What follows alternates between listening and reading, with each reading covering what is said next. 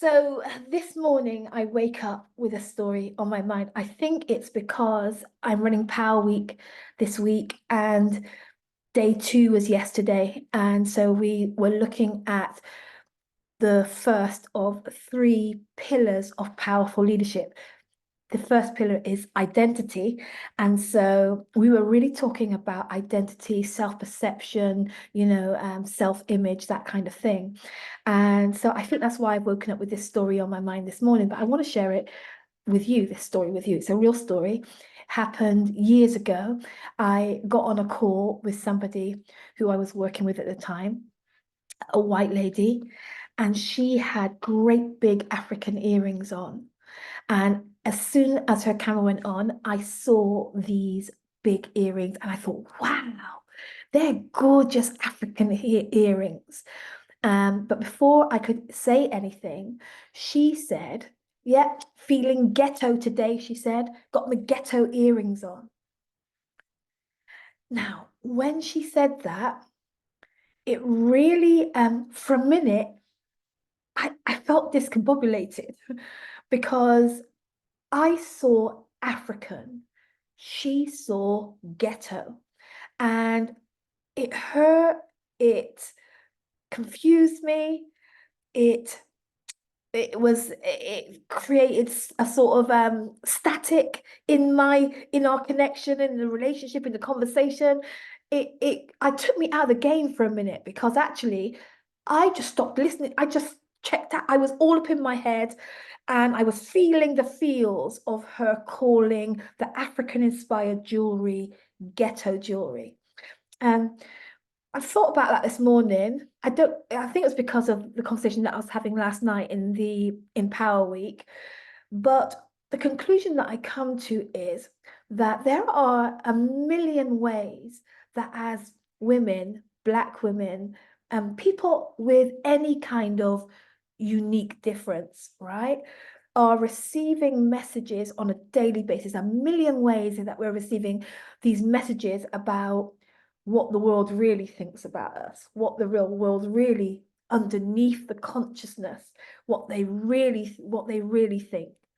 The pecking order of things, the hierarchy of privilege, the first class and second class citizens. Like there's just so many ways that me personally, and I know for others it's true too, as we walk through the world, there's just these million ways that you're being told what your place is.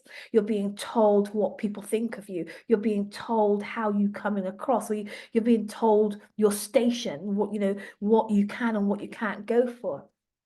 And um, the conclusion that I'm coming to today is that that's real. That's not imaginary. That's real stuff coming. But I've decided that I don't have to listen. Like the most important um, opinion about who I am and where I fit in the world can't be coming from out there. It has to come from in here. It has to be a self understanding. It has to be, I think, divinely inspired. I think it matters what you think about you. It matters what you think about you the most. So if they think that, sometimes people who would know what they think, sometimes we don't even know what we think, but we can't afford to not know what we think because those messages are coming at us the whole time. We can't afford to not know what we think. So just like how we were talking last night in Power Week, I was asking them, who are you? I'm asking you to think about, who are you? Where do you belong? What do you carry? What do you bring? How do you relate to the rest of your world? What's your understanding of your relationship with other people, with other peoples, with other worlds, with other nations? Like, what's your understanding of that? Because it really matters what you think as these very subliminal, tacit messages are coming towards us daily. How are you making sense of who you are? It's so critical as we grow into more and more powerful leaders that we really strengthen this pillar of our identity. Let me know what you think. My name is Dion Johnson, strategic partner and executive master coach to women in board level leadership. If you'd like to talk, reach out and let me know in the comments how this what I'm saying, if it's landing, if you're identifying with what I'm saying, but just let me know how this is going for you.